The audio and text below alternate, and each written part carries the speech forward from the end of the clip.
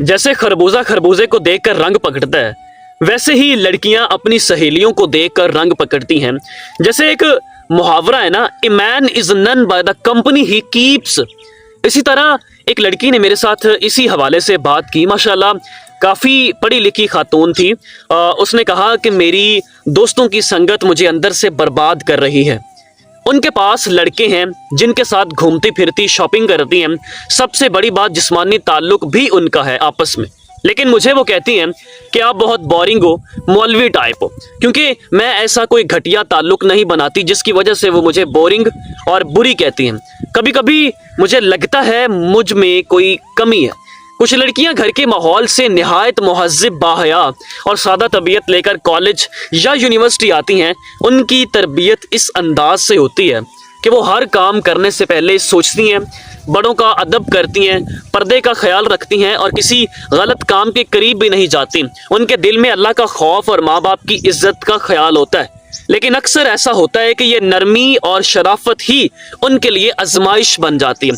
College में जब उनकी मुलाकात कुछ शौक, बेपरवाह और आज़ाद ख्याल लड़कियों से होती है तो वो उनके रवैये से मुतासर होने लगती है और लड़कियां बातों बातों में उन्हें ये बावर करवाने लगती हैं कि तुम बहुत बोरिंग हो, तुम्हें खुद को बदलना होगा, ये ज़माना आगे निकल चुका है, अब ऐसे शरीफ बनकर कोई कुछ हासिल नहीं करता।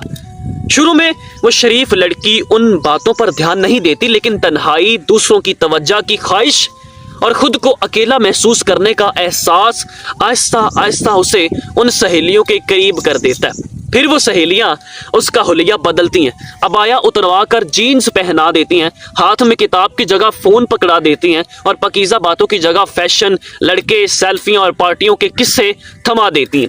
वो लड़की जो कभी नमाज के लिए वक़्त निकालती थी, अब सेल्फी लेने के लिए आईने के सामने वक़्त गुजारने लगती है। जो कभी माँ बाप से हर बात शेयर करती थी, अब छुप छुप कर सहेलियों से मैसेज करती है। उसे लगता है कि वो अब कूल हो गई है, लेकिन असल में वो अपनी मासूमियत और इज्जत का जेवर गवा चुकी होती है। ऐसे में अगर उसे वक्त पर कोई एहसास दिला दे, कोई नेक दोस्त, कोई उस्ताद या माँ बाप उसे रोक ले तो वो संभल सकती है, लेकिन अक्सर ऐसा नहीं होता। वो धीरे धीरे इतनी दूर निकल जाती है कि वापसी का रास्ता ही धुंधला जाता है। यही वजह है कि माँ बाप को सिर्फ अपनी बेटियों को स्कूल या कॉलेज दाखिल करवाने पर इत्मीनान नहीं करना चाहिए, बल्कि उनके दोस्तों, उनका माहौल और उनके बदलते रवैयों पर भी नजर रखनी चाहिए। बेटी को सिर्फ अच्छे नंबरों का नहीं, अच्छे किरदार का तोहफा देना चाहिए।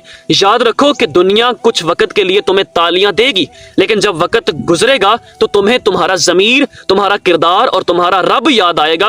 अगर तुमने खुद को संभाला तो तुम हजारों की रोशनी बन सकती हो, लेकिन अगर बहक गई तो तुम अपना चिराग ही बुझा बैठोगी।